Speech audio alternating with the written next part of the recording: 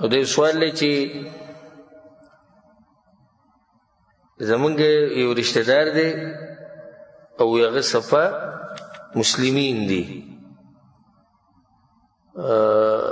او ورور یې لیدیس دی او هغه وفات شو نو د هغه جنازه یې نه ده کړې دوی مبارک ته څه دوی مبارک به زه څه وم دغه دین دغه مسلمانانو سره تعلق نه شي جنازو له نه ځي جوماتونو ته نه ځي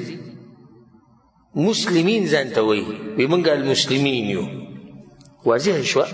چې دا المسلمین دي نور څه دي کافران دي ټول دا رجسټر مسلمانان دي به د دوی سره په کور کې یو رجسټر پروت دی چې څوک یې پکې ور واچوي څوک یې ترې وویستو او ځان له مشر ټاکلی د هغه سره به بیعت کې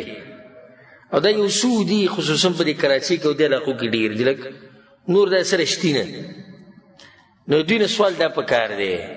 چې ستاسو دا کم مشر چې د چا سره چې بیعت کېږي او چا چې دا جماعت جوړ کړی دی المسلمین نو ستا نکاح خو دوی سره بیعت نه و کړی بیا خو هغه هم کافر و او ستا دا مشران چې څومره تېر شوي دي خو ټول کافران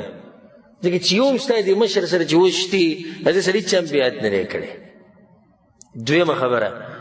رسول صلی د حق په باره کې دا ویلي دي چې حق به الله د دنیا ګوټ ګوټ ته رسوي او ستا د جماعت په کراچۍ کې پروت دی په پاکستان کې دی په سعودي کې دې موږ ته څوک المسلمین وښایي که نه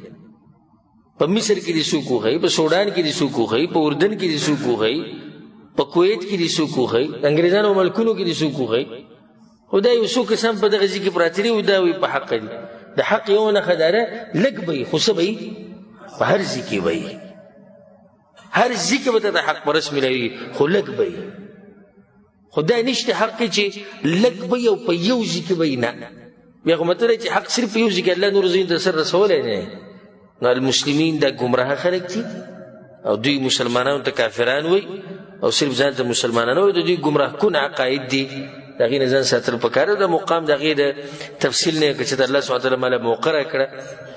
او د ګمراهو فرقو د تذکره چې ته موږ تفصیلا شروع کړه نو په هغې کې به انشاءالله موږ د دې المسلمین